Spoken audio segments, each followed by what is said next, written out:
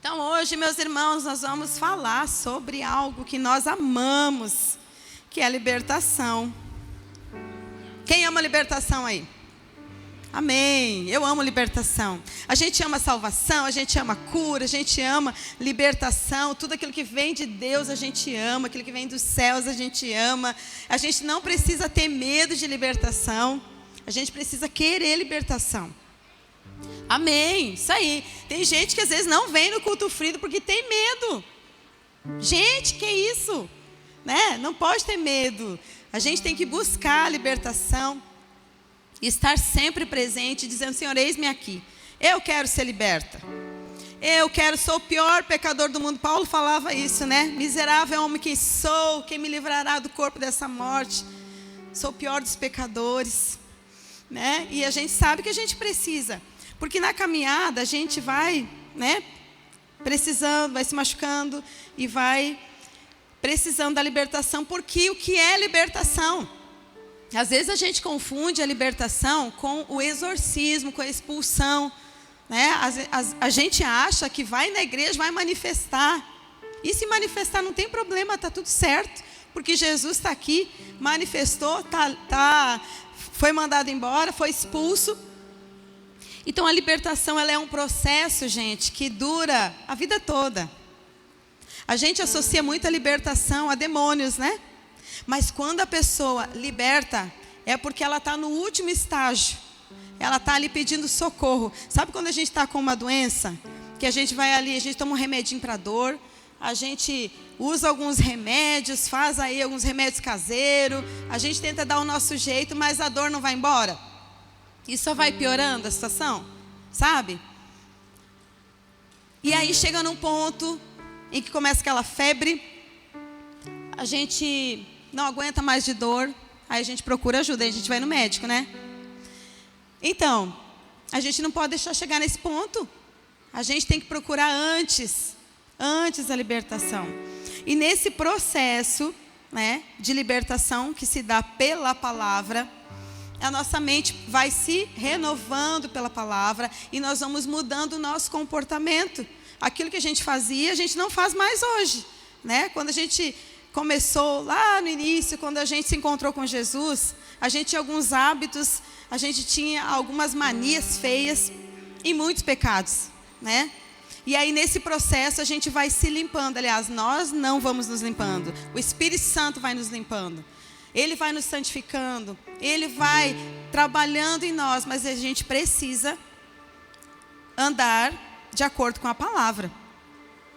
E aí nesse processo Ele vai curando, Ele vai santificando, Ele vai libertando. A manifestação não é libertação. A pessoa vem na igreja: eu manifestei e fui liberto. Se não houve uma mudança de comportamento, ela não foi liberta. Porque daí ela vai voltar no outro culto, ou vai conversar com alguém, uma pessoa muito ungida, muito cheia do Espírito Santo, uma pessoa de oração, vai ouvir um louvor, vai manifestar de novo, né? Porque ela não mudou o seu comportamento. Então, quando chega ao ponto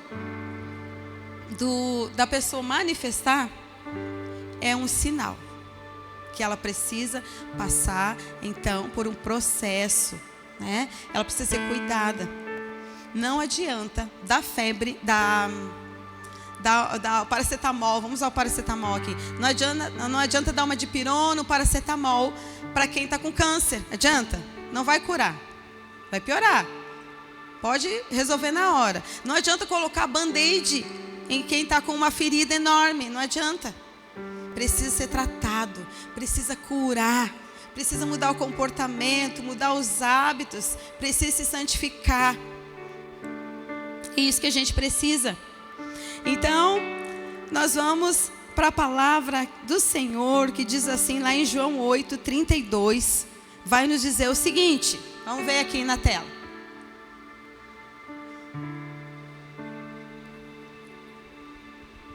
Então, conhecereis a verdade e a verdade vos libertará. O que vai nos libertar, gente? Eu não ouvi. A verdade. E a verdade tem um nome. É uma pessoa. É Jesus.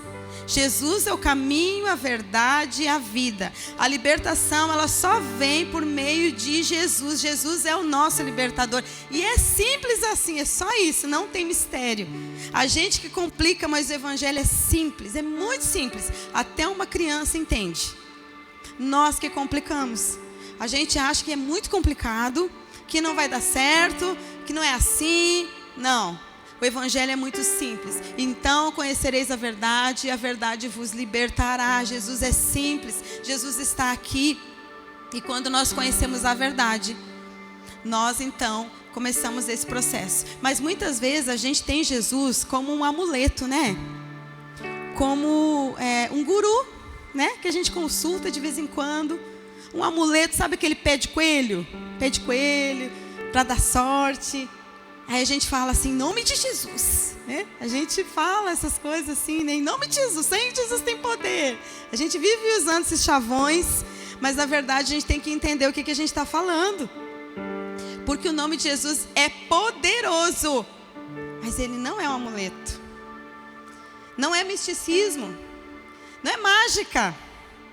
Não, ele é poderoso. Nós temos que entender quem é Jesus. É Filho de Deus, é Deus encarnado, né? O nome de Jesus é poderoso. Ele tem todo o poder nos céus, na terra, embaixo da terra. Ele tem todo o poder, mas ele é santo também.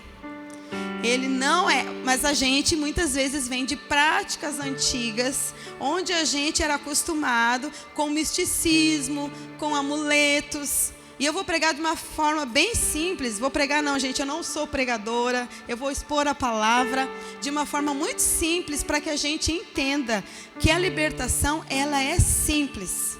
Basta eu querer, basta eu buscar. Jesus já está disponível. Quem quer ser liberto hoje? Amém. Muita gente quer, mas muita gente não levantou a mão aí. Não precisa ficar com vergonha não, tá? Nós precisamos de libertação. E conhecereis a verdade, e a verdade vos libertará. Quando nós conhecemos a verdade, nós entendemos que o que é o pecado também. Nós entendemos que nós andávamos em práticas pecaminosas e começamos a identificar. A verdade é a palavra de Deus, e quando a palavra é exposta, o Espírito Santo, ele vai gerando em nós, ele vai nos convencendo que aquilo que nós fazíamos antes, nós não devemos mais fazer. Nós devemos mudar o nosso comportamento agora. E depois vou falar de uma forma bem prática, para a gente entender e entrar no ano de 2025 assim, ó, disposto a conhecer mais a palavra e saber o que é pecado. Muitas vezes a gente não fala o que é pecado. Todo mundo fala, isso é pecado, mas à luz da Bíblia, o que é pecado?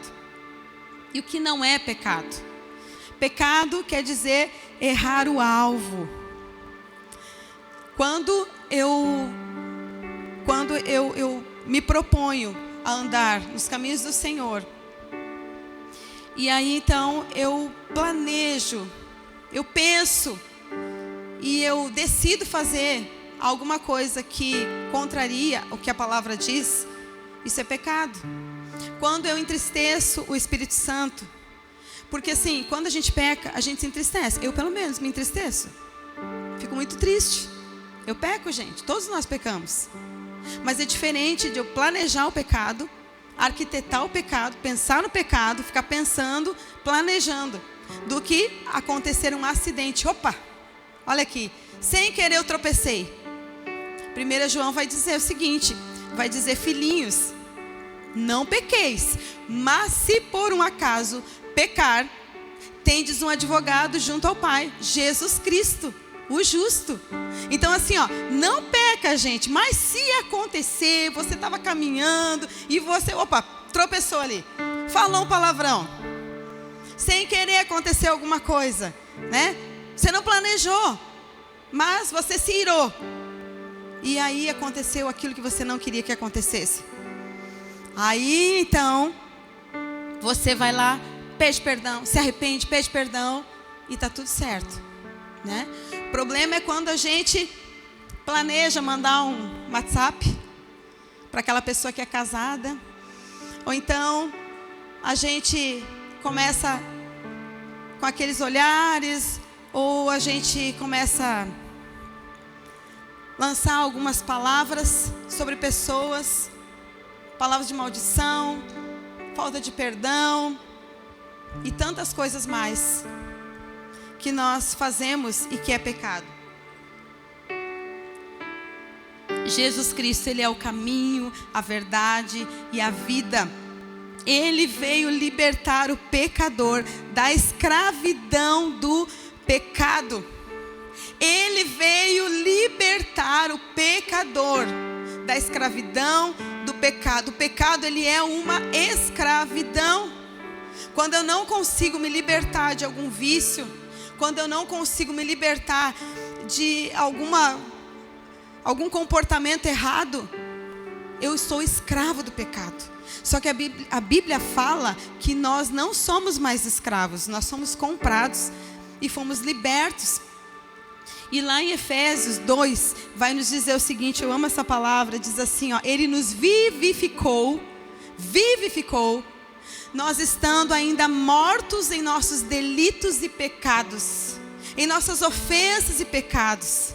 Quando nós estávamos mortos, quando nós não conhecíamos Jesus, quando nós não andávamos na luz, quando ninguém nos queria, quando ninguém nos desejava, quando a gente vivia a vida da forma que a gente queria viver, que a gente era independente, antes de Cristo, eu pelo menos comigo foi assim, ninguém me queria, pior das pecadoras, né? Mas Jesus me amou, Jesus olhou para mim, Jesus pagou o preço por mim, Ele me salvou e Ele me vivificou antes mesmo de eu desejá-lo, de eu amá-lo, de eu conhecê-lo. Ele me amou primeiro. Não somos nós que amamos Ele primeiro, Ele nos amou primeiro, mesmo antes de nós o conhecermos. Ele nos vivificou. Vivificar, nascer de novo, ter uma nova vida em Cristo, conhecer a Cristo, foi isso que Jesus fez por nós. Quando nós andávamos mortos nos nossos delitos, eu não sei você, mas eu me emociono com essa palavra. Quando eu andava morta, nos meus delitos, nos meus pecados, quando eu não tinha arrependimento nenhum, quando eu feria pessoas, quando eu machucava pessoas, quando eu planejava coisas horríveis, o Senhor me amou. Desse jeito, Ele te amou. Ele nos amou primeiro. Então, antes de Cristo, nós tínhamos esse comportamento. Mas aí, então, quando Jesus se apresenta para nós, e aí nós permitimos que Jesus seja o centro da nossa vida, aí tudo muda.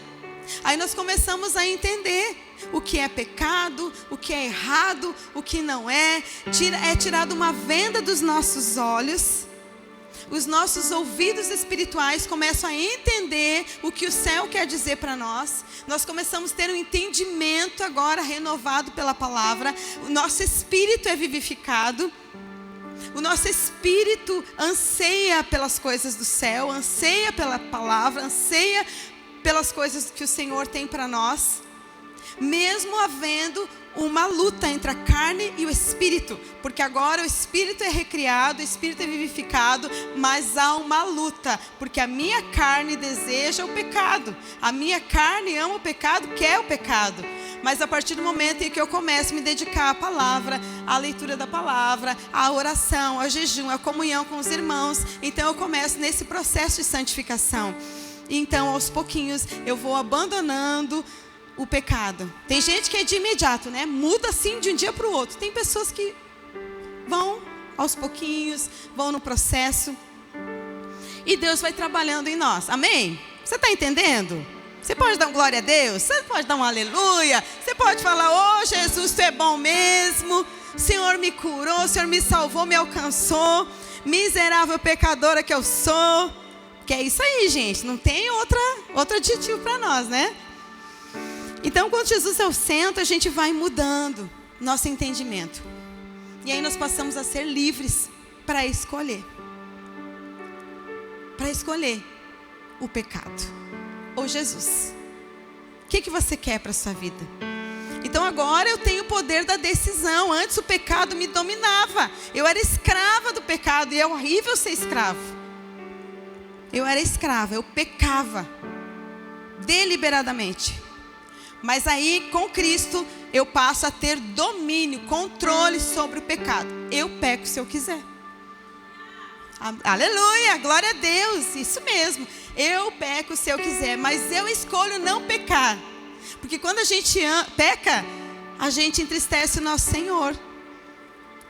E eu não sei você, mas eu me entristeço muito quando eu entristeço Jesus. Quando eu peco, eu me entristeço. E conhecereis a verdade, e a verdade vos libertará. Eu não dependo mais de um culto Freedom, embora é importante a gente vir em todos os cultos, mas eu não dependo só disso, eu não preciso ir só no culto Freedom. Eu não preciso mais, então, só de um encontro com Deus. O dia que eu for para o encontro com Deus, minha vida vai mudar, gente. Eu vou mudar totalmente. Eu não dependo da mão de um homem na minha cabeça, de uma oração forte. Até porque não tem oração forte, né?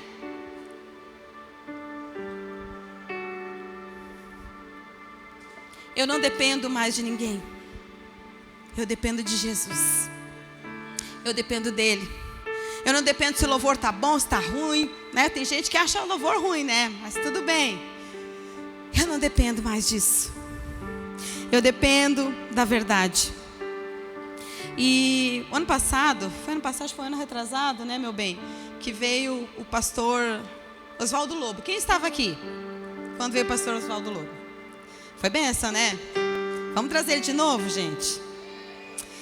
Glória a Deus. Ele fala algo muito interessante. Eu gosto muito de repetir essa frase que ele fala. Ele diz assim: não tenha medo do diabo, tenha medo de pecar. As pessoas, elas têm medo do diabo, mas amam pecar. Nós precisamos ter medo de pecar, porque cada vez que eu peco, eu abro a porta, eu dou legalidade para Satanás agir na minha vida. Mas eu não preciso ter medo do diabo se eu não tenho brecha nenhuma. E se alguma coisa está acontecendo, está dando errado na minha vida, e eu estou percebendo que o inimigo está ali, está cirandando, né? Ele está agindo aqui, está agindo ali. Eu vou investigar, procurar. Senhor, o que está acontecendo? Porque muitas vezes nós não vemos, mas deixamos brecha. E aí, é nesse processo que eu estou falando. Nós temos um processo, vivemos um processo. Tem pecados que são grandes, né? Escandalosos, vamos dizer assim. Tá na cara que é pecado. Mas tem outros que a gente não sabe realmente. Será que é? Será que não é? E a gente vai perguntando, porque lá na nossa família, na nossa cultura, às vezes não era pecado. Às vezes tinha coisas que era comum. E a gente aprende com nossos pais. A gente aprende com a nossa família a pecar, não é, gente? Quem que nos ensina a pecar? Nossa família. Por mais amável que ela seja, né? Por mais que a gente ame, por mais educada, por mais boa que seja, a nossa família, nós aprendemos o pecado com os nossos pais. Mas aí, sabe aquela receita de família que a gente muitas vezes faz, né? Nós mulheres principalmente, tem aquela receita de vó. Aquela receita da avó, aquela receita da mãe. Aí a gente casa, daí lá depois de um tempo a gente deu vontade de fazer aquela receita de família da tia fulana, né?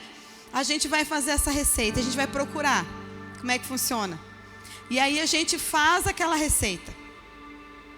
E aí tem que ser exatamente com aqueles ingredientes, senão dá tudo errado. Mas a gente coloca sem querer, coloca um ingrediente ali diferente. E viu que ficou muito bom. Ah, não, mas aquela receita da família não pode ser mudada. Às vezes o pecado é assim. Vai passando de geração em geração. Final de ano. Gente, final de ano é uma bênção, né? É uma bênção final de ano. Quando se reúne ali toda a família, em volta da mesa. Aí vem tio, tia, avó. Vem um monte de gente, né? É muito legal, muito bênção. Mas se a gente tem Cristo na nossa vida, a gente vai levar Jesus, né? Mas aí começa aquela tia fofoqueirinha, daí começa aquela avó a puxar não sei o quê, mas tu viu que o meu neto não sei o quê fez isso, e aí começa a puxar e vai desenrolando a corda. Sei você, se já passou por isso aí, né? Se já aconteceu alguma coisa assim, mas festa de final de ano a gente tem que vigiar muito com família, porque a gente tem que amar a família, levar Jesus, né? Mas a gente não pode pecar. E às vezes a gente vai lá, quando a gente vê, a gente já está no meio da conversa. E daí está um falando do outro, e daí está o outro que não perdoa não sei quem. Jesus amado, é uma bênção se reunir com família, mas a gente, nesses encontros, a gente percebe como a nossa família precisa de Jesus, como a gente precisa levar Jesus para eles, né? Talvez você venha de uma família cristã, uma família, né, que anda na verdade, amém, glória a Deus, mas é gente, e aonde tem gente, ali, às vezes tem algum mau comportamento que precisa ser combatido. Então nós precisamos buscar sabedoria em Deus. Aí tem aquele lá que não pode beber, mas tem outro que bebe. Aí se reúne, aí não pode beber, aí outro bebe, daí dá briga, daí misericórdia, sangue do cordeiro. Acontece, gente. Sabe o que é uma dica que eu vou dar para vocês, final de ano? Faz alguma dinâmica cristã. Leva uma palavra. Ai, tem 10, vamos reunir aqui, tem 10 pessoas. Leva um versículo para cada um. Faz uma dinâmica de perdão. Busca em Deus o que você tem que fazer. Senhor, me dá aqui direção. Eu preciso ser luz nesse lugar. Eu não vou pecar.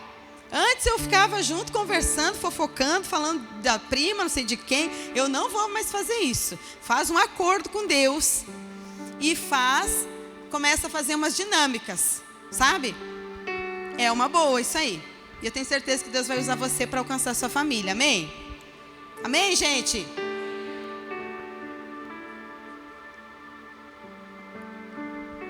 Então, meus amados, meus queridos, conhecereis a verdade, e a verdade vos libertará. Muitas pessoas andam em busca da verdade. Algo que faça sentido em suas vidas. Buscando respostas em vários lugares. Ai, vamos aqui, vamos ali. Ai, vou nessa igreja. Não, mas eu não gostei. O louvor é muito alto. Não, mas eu vou lá no centro espírita, perto de casa, vou tomar um passe. Né? Final de ano, tá tudo certo. Final de ano agora, eu tenho que escolher a cor da roupa que eu vou usar. Amarelo. Não sei o que, eu não sei, não conheço, né? Branco, né? Não sei o que, vermelho, quer dizer não sei o que. Qual a cor do ano? Nós somos um país muito místico. A gente acredita em tudo quanto é coisa e faz tudo quanto é coisa. Tinha uma amiga muito querida, que quando ela ia pra praia, toda vez que ia, ela tinha que dar 7 pulinhos, né? 7 pulinhos na praia, né? E assim vai vivendo uma vida de misticismo, consultando a horóscopos, vendo as previsões para 2025. Eu acho que já deve estar começando por aí, né? Que a gente vê umas coisas assim. 2025, mãe não sei quem, não sei da onde, vai falar o que vai acontecer. E alguns curiosos vão lá ver, né? Mas nós temos no nosso meio profetas. Homens e mulheres de Deus que passam um ano de joelhos no chão, buscando respostas de Deus para a nossa vida. É a eles que nós temos que buscar. Pessoas que estão empenhadas em buscar a presença do Senhor. E outra, eu vou dizer que lá na sua casa, no seu endereço, existe uma pessoa que também busca o Senhor e que também pode ir direto na fonte e buscar: Senhor, o que o Senhor tem para esse ano na minha vida? E é você mesmo. Você não precisa nem ficar esperando. Você mesmo vai buscar na palavra de Deus: Senhor, o que o Senhor tem para a minha vida esse ano? Qual a direção que o Senhor vai me dar? O que eu vou fazer durante esse ano? Não vamos, meus irmãos, no final do ano, nos envolver em ocultismos. Fazer coisas que não agradam ao Senhor. Então, pessoas que buscam a verdade, elas vão em vários lugares, elas fazem várias práticas que não são bíblicas, e elas estão sedentas. Todos nós andávamos sedentos, buscando a Jesus. Só que aí, em cada lugar que a gente vai, a gente vai se enredando em labirintos, em laços. Não, eu vou lá naquele lugar que eu vou receber uma meditação. Eu vou em tal lugar porque eu vou receber um passe. Eu vou lá em tal lugar que eu vou receber uma baforada, não sei de quem. E assim vai. Aí os mais cultos vão para as mesas brancas. Os mais, né, que se acham mais assim, pecado mais, né?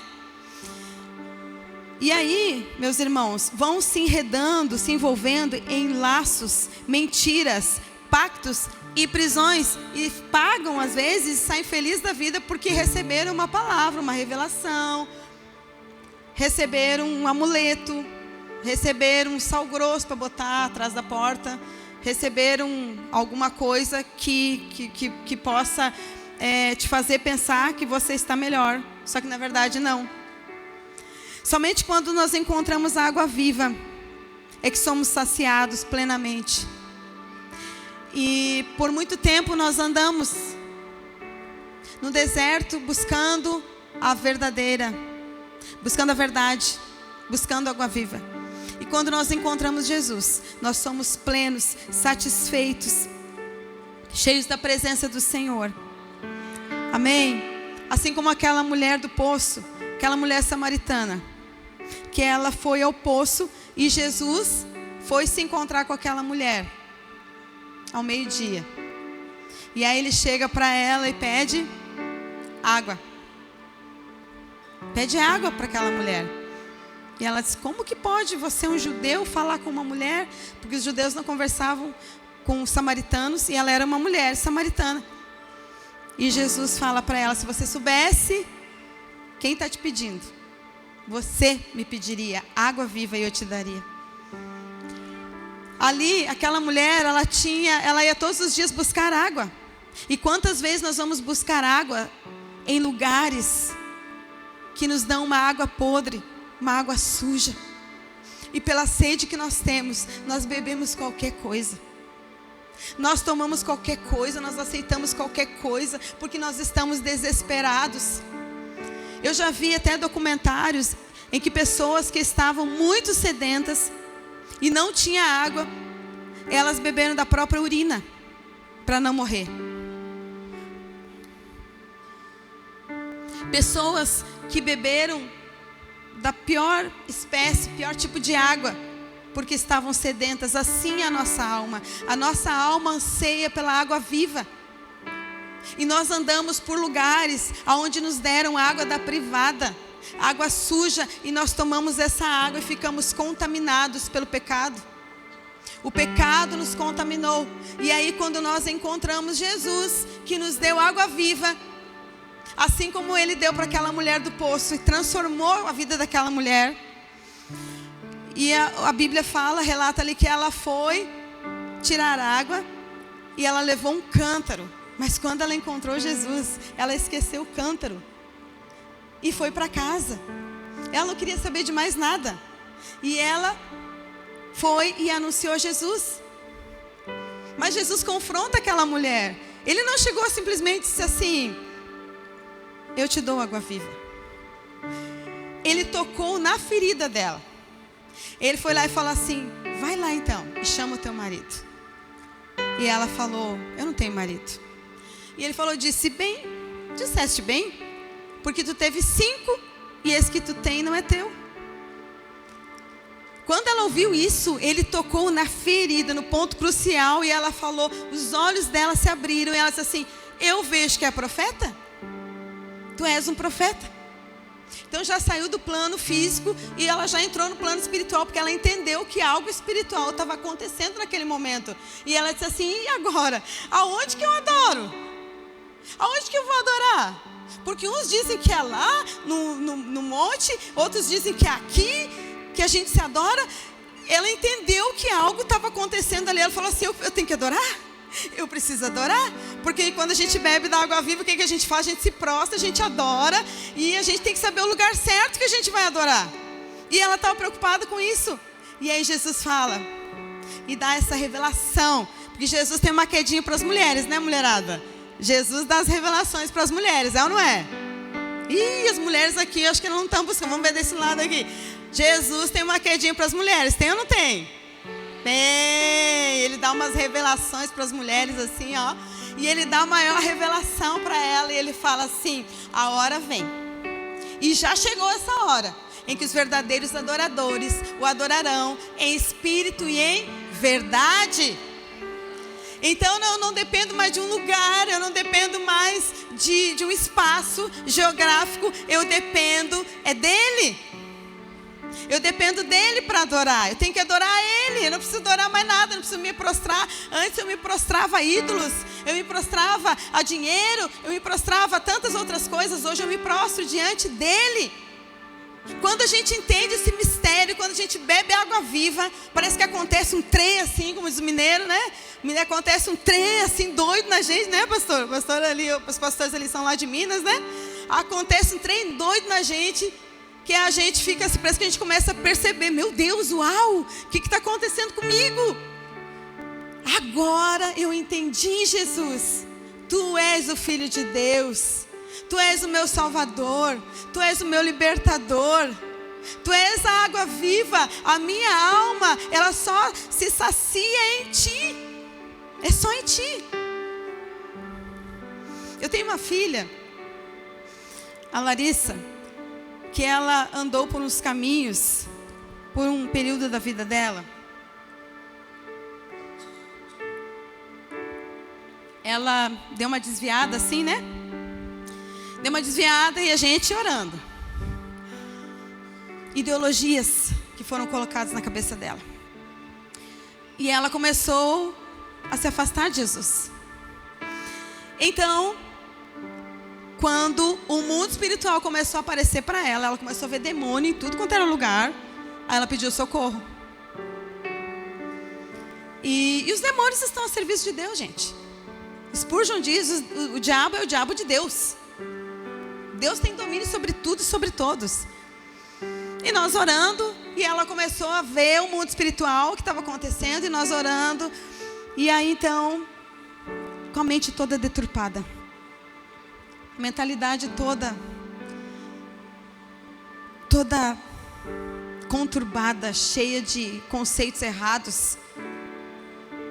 Nós estávamos fracos na igreja, íamos só visitar, não servíamos, não estávamos servindo. E então, não adiantava falar. Se eu falava, se o Ronaldo falava, confrontava, não adiantava. Era briga, não é certo? Nós começamos a orar. Começamos a orar, e Deus começou a fazer a obra, e Deus é tão maravilhoso, Jesus é tão maravilhoso, Jesus se apresentou para ela. E então, eu comecei a ter prazer em conversar com a minha filha, porque aí, quando eu falava, isso, ela falou: mãe, o que está acontecendo? Eu não entendia isso.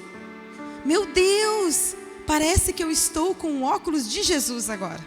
Ela usava essa frase. Agora eu estou vendo como Jesus vê. Antes eu não via, eu era cega, eu não estava vendo. Agora eu estou percebendo como eu fui enganada, como o diabo cirandou na minha vida. Guarda essa palavra, cirandar. Depois a gente vai falar sobre ela. Como o diabo cirandou na minha vida. E é isso que acontece quando a gente se distancia de Jesus. A gente fica em trevas. Mas quando a gente se aproxima de Jesus, a gente vem para a luz de Jesus. Então a palavra de Deus, ela nos cura, ela nos liberta. A verdade, Jesus é a verdade. Jesus é a verdade revelada de Deus ao homem. A salvação, a cura e a libertação vem através de Jesus. Lâmpada para os meus pés e luz para o meu caminho é a palavra de Deus. Quando eu não tenho Jesus, eu não conheço Jesus, eu não sigo a palavra, eu tropeço na escuridão, eu vou e eu não consigo ver aonde eu ando tropeçando, eu ando caindo. Mas quando Jesus vem e ilumina a minha vida, então eu passo a ter luz, lâmpada para os meus pés, o meu caminho passa a ser iluminado. Lâmpada para os meus pés e luz para o meu caminho. Assim é a palavra do Senhor. Lá no Salmo 19, 7 ao 14, vai nos dizer o seguinte. Salmo 19.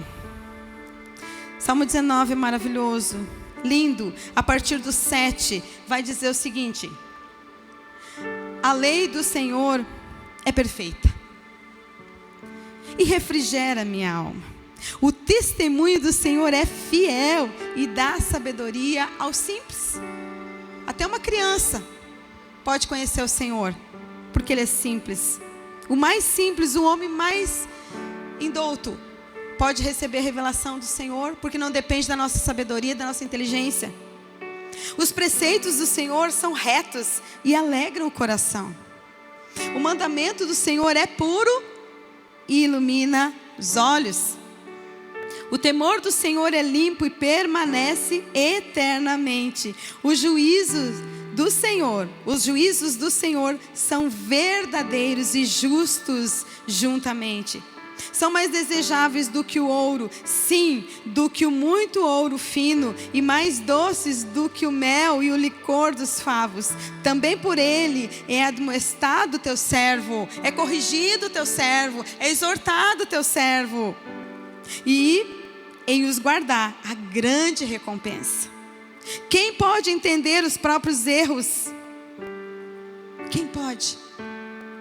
Sem Jesus, sem a palavra, ninguém consegue ver nem os seus próprios erros.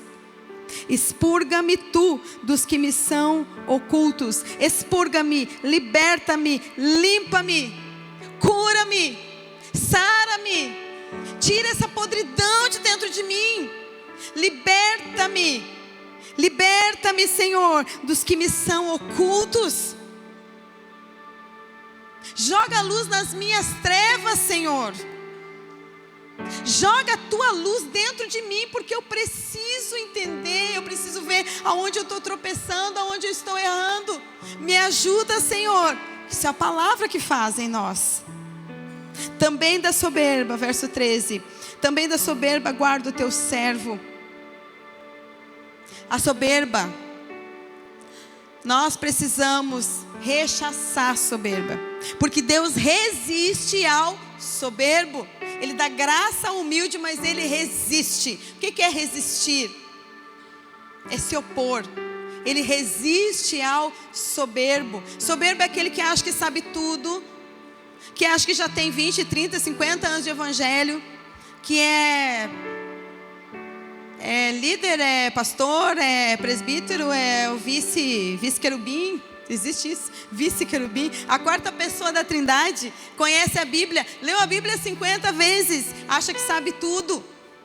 Acha que sabe tudo, coloca Deus numa caixinha, porque acha que conhece muito bem Deus. Isso é soberbo. Não reconhece seus pecados. E aqui no 13 vai dizer: também da soberba guarda o teu servo, para que não se assenhoreie de mim. Então serei sincero e ficarei limpo de grande transgressão. A sinceridade, ela vem de um coração humilde.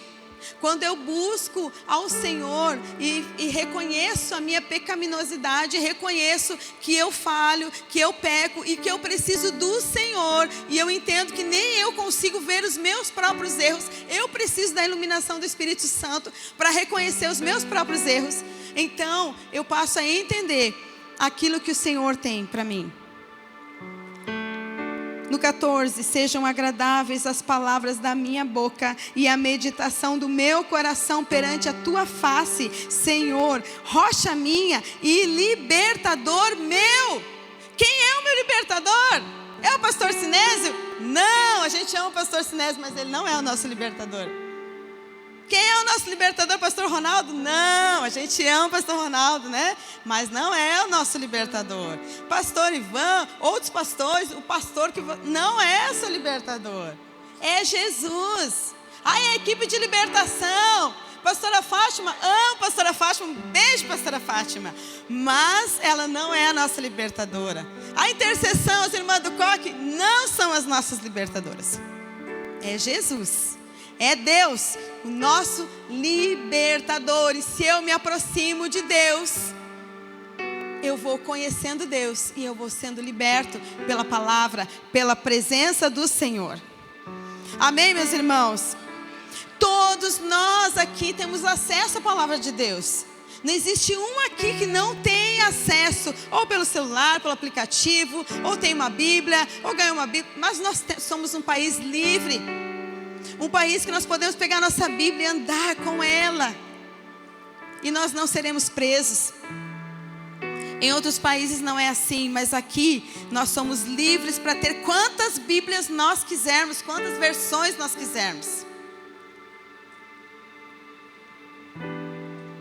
Não é falta de Bíblia. Nós temos acesso.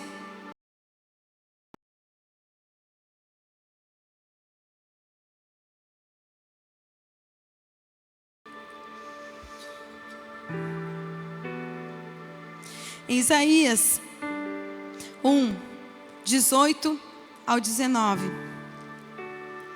Vai falar do pecado. Vai falar que não há pecado. Talvez você possa estar nessa noite assim, que não há pecado tão grande que Deus não possa perdoar. Talvez você esteja nessa noite pensando: mas eu sou tão pecador. Mas isso não tem perdão para mim. Talvez você que está aqui nessa noite cometeu algum assassinato e você se culpa. Quantos pecados talvez. Mas há perdão quando há arrependimento e confissão. Há perdão do céu, liberado do céu através de Jesus para cada um de nós. E lá Isaías 1,18 vai nos dizer o seguinte. Jesus nos chama, eu acho muito linda essa palavra, que o próprio Deus, soberano, poderoso, Criador dos céus e da terra, que mora no alto e sublime trono, o Rei de toda a terra, Ele é tão humilde, e Ele chega até nós, e Ele nos convida para um bate-papo, para uma conversa, tomar um cafezinho, ou tomar um chimarrão. Ele nos convida para ter um tempo. Às vezes a gente não ouve, mas Ele nos chama. E Ele diz o seguinte, a partir do 18: vinde então e ergui-me. Vamos discutir. Essa linguagem aqui, né, é uma linguagem muito boa para estudo, mas para a gente entender, vamos discutir, vamos conversar. Diz o Senhor: ainda que os vossos pecados sejam como escarlata, eles se tornarão brancos como a neve. Ainda que sejam vermelhos como o carmesim, se tornarão como a lã branca. Se quiserdes e me ouvires, comereis o melhor dessa terra. É o Senhor falando isso. Vamos sentar? Não vamos mais ficar de mal. Sabe quando a gente ficava de mal? Fica de mal. Quando a gente era criança, né? Tinha essas coisas. Alguém já ficou de mal? Eu fiquei várias vezes de mal. Tem gente que ficou de mal com Deus e está até hoje de mal com Deus, porque Ele levou alguém que você amava muito. Está de mal. Está de bico. Está emburrado. Jesus chama para uma conversa e diz assim: vamos sentar aqui. Me apresenta as tuas razões. Vamos conversar. Me fala as tuas propostas. E eu digo mais: não existe pecado tão grande que eu não tenha poder para perdoar. Aliás, Ele está pronto para perdoar. Ele está acessível. Ele quer perdoar. E sabe, meus irmãos, nós precisamos ser verdadeiros com o Senhor. A gente pode comparar a nossa vida a um copo cheio de água. A gente andou por tantos lugares e aí foram colocando coisas dentro desse copo. A gente foi pegando um pouquinho de água aqui, um pouquinho de água ali, e a gente está com um copo assim: eu quero água, eu estou com sede. Me dá sede, eu quero paz. Eu preciso paz, eu preciso de paz, eu preciso de esperança. Me dá um pouquinho de esperança. Aí a gente vai lá no centro espírita, um pouquinho de esperança. Aí a gente vai lá, consulta uma médium, um pouquinho, por favor. Me dá um pouquinho. ela bota mais sujeira dentro do copo. Quero ler. A gente vai falar sobre pecado. O que é pecado? Levíticos 19:31 diz assim: não recorram aos médiuns, nem busquem a quem consulta espíritos, pois vocês serão contaminados por eles. Eu sou o Senhor, o Deus de vocês. Existe um Deus, igreja. Existe um Deus sobre nós. Nós entregamos nossa vida para Ele. E Ele está falando para o seu povo aqui: não recorram aos médiuns, nem busquem a quem consulta espíritos, pois vocês serão contaminados. A água suja. A água suja, contaminada. Mas a gente está com tanta sede e a gente precisa de resposta para ontem. Eu preciso arrumar um emprego. Eu preciso resolver minha vida financeira. Me dá um pouquinho de água aqui, por favor, me dá um pouquinho de água. Me dá um pouquinho de água. Ah, está suja. Não, mas não tem problema, eu quero. Vai resolver? Não tem problema. Vamos fazer um trabalho aí. Pode fazer. Mata uma galinha, mata um bode.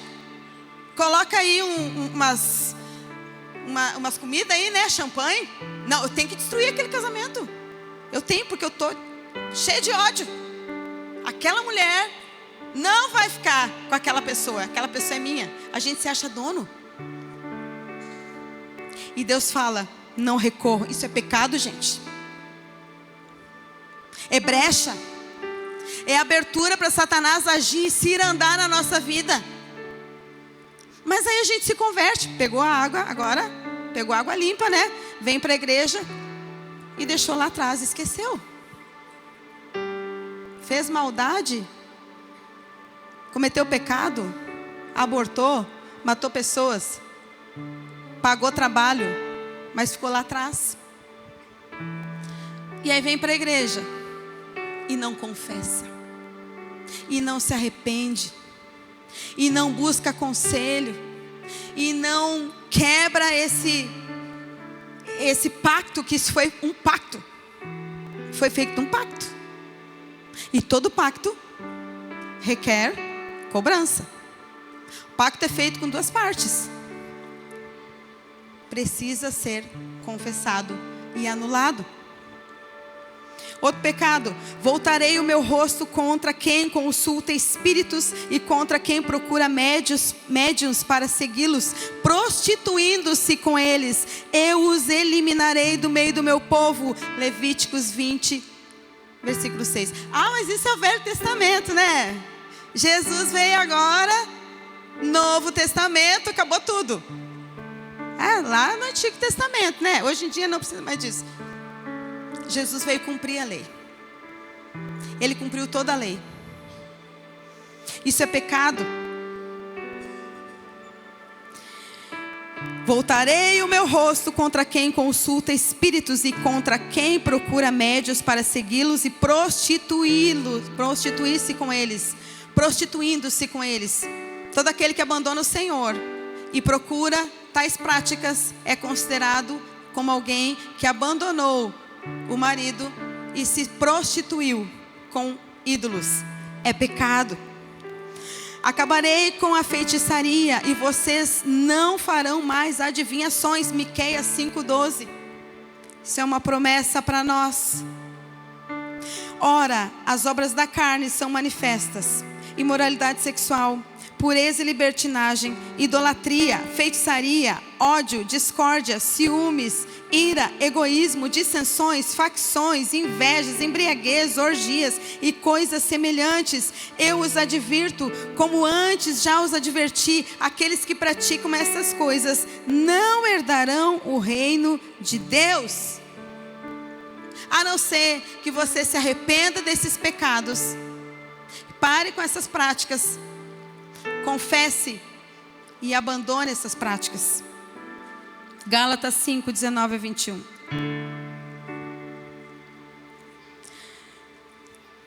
Tô quase encerrando, gente. 1 Crônicas 10:13. 1 Crônicas 10:13. Saul. Quem lembra de Saul? Gente, vocês estão aí? Hello? Oi, tudo bom? Saul. Vocês lembram de Saul? Saul, aquele homem que foi levantado como rei de Israel. Saul morreu dessa forma, porque foi infiel ao Senhor. Não foi obediente à palavra do Senhor e chegou a consultar uma médium em busca de orientação. Meu Deus do céu. Um Deus de Israel. Com o Deus de Israel a seu dispor. Nós temos um Deus a nosso dispor. Ele conhecia Deus. Ele sabia que Deus usava os seus profetas. E ele não buscou o Senhor, mas ele buscou uma médium. Pitonisa de Andor, médium, que consultava os espíritos. Ele pecou, isso é pecado.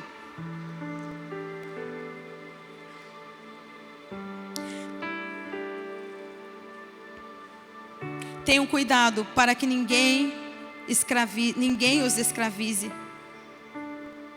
com filosofias vãs e enganosas, que se fundamentam nas tradições humanas e nos princípios elementares deste mundo, e não em Cristo. Colossenses 2:8. Não satisfeito, nós continuamos a nossa peregrinação em buscar água. E aí nós enchemos nosso copo de água suja. Aqui está falando de seitas filosóficas, humanismo, iluminismo, positivismo, relativismo, marxismos, doutrinas que corrompem o pensamento, estruturas que corrompem o pensamento. Nós deixamos isso entrar na nossa mente. E aí quando a gente vem ouvir uma palavra dessas, ou qualquer outro tipo de palavra, sabe o que acontece? Você ouve a palavra, ela vai e volta, porque você não aceita. Porque você já foi tão contaminado com esses ismos, com essas filosofias, com o humanismo, o homem no centro, e tantas outras filosofias que vai corrompendo o nosso pensamento. E aí nós precisamos nos humilhar e dizer ao Senhor: Senhor, faz tudo novo. Tira tudo daqui. Como Paulo, que refutou tudo, toda a sabedoria, todo o conhecimento, tudo que ele tinha, ele refutou como esterco, para que a glória do Senhor viesse sobre ele. Água suja, mentira, idolatria, feitiçaria, bruxaria e todo tipo de ocultismo não agrada ao Senhor, é pecado. Nós precisamos deixar o Senhor limpar as nossas vidas, abandonar essas práticas erradas e permitir que o Senhor venha iluminar o nosso entendimento com a sua palavra.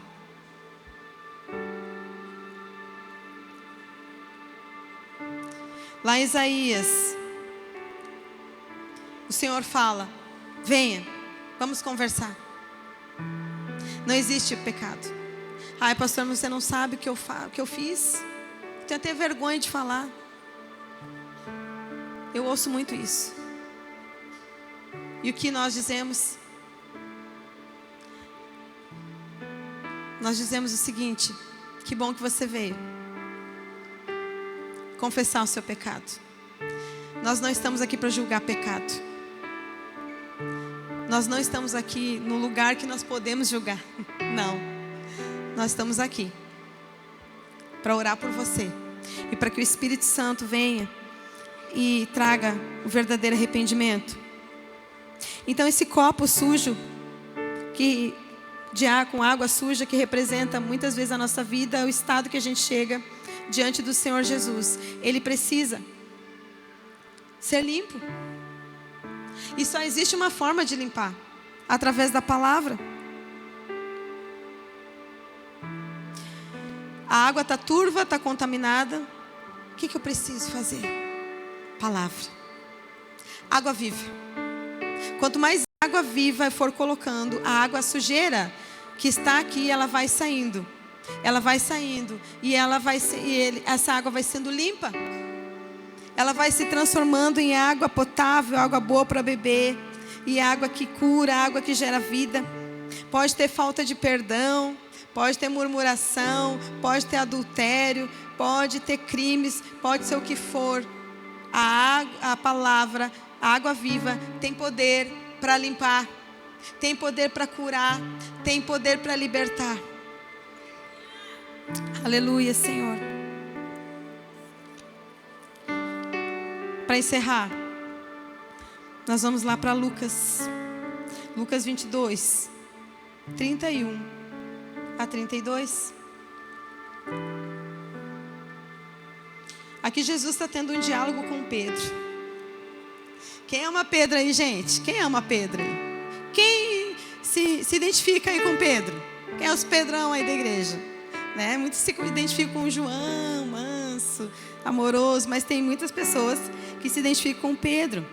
Lá em Lucas, Jesus estava tendo um diálogo com Pedro e ele diz o seguinte: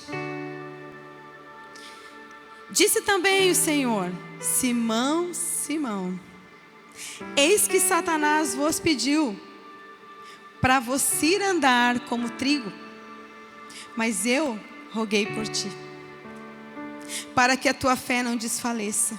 E tu, quando te converteres, confirma os teus irmãos, fortalece os teus irmãos. Cirandar quer dizer peneirar. Satanás queria passar peneira em Pedro, queria cirandar a vida de Pedro. Mas Jesus fala o seguinte: eu intercedi por ti. Assim como Pedro, nós também. Satanás, ele nos pede para peneirar para Jesus. Olha lá, Marisa, tá vendo o que ela está fazendo? Deixa eu dar uma cirandada aqui na vida dela. Olha lá o fulano. Mas eu quero trazer uma boa nova para você. Existe um intercessor que se chama Jesus, que não dorme de noite. Ele está sempre atento. Quando Satanás tenta pedir para peneirar a nossa vida, quando ele tenta vir cirandar, Jesus fala assim: não, eu não vou permitir. Ele intercede junto ao Pai. Ele vai lá diante do Pai e fala: Pai, olha o meu filho, olha o teu filho. Eu morri por ele. O meu sangue lá na cruz foi vertido por ele. Ele me confessa. Ele me aceitou. Ele é meu irmão. Jesus fala isso de mim e de você para o Pai. Ele está sempre intercedendo por nós. Mas Satanás, ele está sempre pedindo para nos peneirar. Ele está sempre pedindo para provar nossa fé, para nos tentar. Quem prova é Deus, mas Satanás nos tenta. Ele está sempre pedindo para tentar, para sacudir, para chacoalhar, para ver se a gente desfalece na fé. E Jesus fala isso para Pedro. Fala assim: olha, Pedro, Satanás pediu para te peneirar, mas eu intercedi por ti. Eu intercedi por ti. E tu, quando tu te converter, fortalece os teus irmãos. Sabe o que muitas vezes falta para a gente se converter de fato? O que é conversão? É mudar a rota, gente. Eu estou indo para cá e eu dou uma volta, 360 graus. É 360? É, né? Vai para o outro lado? Não? É para o outro lado, né? 180, isso? Gente, eu cometo umas gafas de vez em quando, tá? É 180. Eu estou indo para cá, eu tenho que voltar. Caminho oposto. Eu preciso me converter todos os dias. A banda pode subir, já estão subindo aí, glória a Deus. Gente, e é isso. Como Pedro foi um homem que Jesus discipulou, Jesus andou com ele, e ele falou tantas coisas, e Satanás via isso. Mas Pedro também foi um homem que se converteu. Se converteu de fato. Foi um homem que foi o único que andou sobre as águas, né? Mesmo com medo, ele falou assim: se é tu, Jesus, me fala que eu vou. Eu vou. Ele se lançou, ele foi. Ele era impulsivo. Ele era rude. Pedro tem tantos defeitos ali. Mas quando ele tem um encontro com Jesus, verdadeiramente, e Jesus fala assim, depois dessa palavra que Jesus fala que Satanás tinha tentado, tinha pedido para peneirar ele. Aí Pedro prontamente falou assim: não, Jesus, que isso? Eu vou até a morte contigo. Eu não vou te negar. Eu estou pronto. Às vezes parece gente, né? Não, Jesus, que isso? Eu vou contigo até a morte. E aí Jesus fala: digo-te, Pedro, que não cantará hoje o galo antes que me negue 3 vezes que me conheces. Quantas vezes negamos a Jesus? Quantas vezes negamos a Jesus com nossos pecados? Naquela noite, quando nosso Senhor estava sendo crucificado, quando Pedro fugiu, porque estava com medo, foi se aquecer na fogueira. Quando chegaram para Pedro e disseram: tu parece tanto com ele, tu fala igual a ele. E ele falou: eu não conheço. Por 3 vezes ele negou Jesus. E naquele momento, quando ele estava negando Jesus, ele lembra do que Jesus falou. E a Bíblia fala que ele chorou amargamente. E ali ele se converteu. Ali ele entendeu que realmente ele não era convertido quando Jesus tinha falado que Satanás queria peneirar a vida dele, queria cirandar a vida dele. Ali ele caiu em si e ele chorou amargamente. Sabe o que a gente precisa, igreja? Eu quero que você se coloque em pé. Sabe o que precisamos? Chorar pelos nossos pecados. Porque não adianta confessar sem arrependimento. Confessar por confessar não adianta. Eu vou só trazer a luz, mas eu não vou me arrepender. Nós precisamos chorar de dor pelo nosso pecado, porque o nosso pecado atinge o coração de Deus, fere o coração de Deus, machuca o coração de Deus. Eu não sei se aconteceu com você, de você cair em prantos, dizer: o coração de Deus está entristecido. E aí quando você chora e se arrepende, então vem uma paz tão grande, e você consegue entender que você, naquele momento, você foi perdoado. Naquele momento existia um homem lá no céu que estava intercedendo por você, que é Jesus, e ele continua ainda hoje intercedendo por mim e por você. Existe um homem sentado no céu, ao lado de Deus Pai, e esse homem é Jesus. Um homem que é 100% homem, 100% Deus. Ele é pleno, Ele é perfeito em todas as coisas. É Ele quem nos liberta, é Ele quem nos cura. Ele é nosso intercessor, Ele é nosso libertador, Ele é nosso pastor. É Ele quem pega na nossa mão, é Ele quem cuida de nós, é Ele quem nos consola, é Ele quem nos ajuda. É Jesus o nosso libertador. Não espere por alguém, não espere por um movimento, não espere por um congresso de libertação, não espere para vir alguém muito ungido nesse lugar, não espere por aquela música especial, não espere por alguma coisa acontecer para você ser liberto. Venha até Jesus, venha até Jesus. Ele está aqui, Ele está aqui nessa noite, da forma simples que Ele é, através da palavra, através do Espírito Santo. Ele está aqui nessa noite. Será que você pode? Será que você consegue senti-lo? Será que você consegue nessa noite quebrantar o seu coração e dizer: Jesus, eu preciso de Ti. Jesus, Tu é o meu libertador. Não existe outro como Tu, Senhor. Somente Tu pode me perdoar, somente Tu pode me libertar dos meus pecados, somente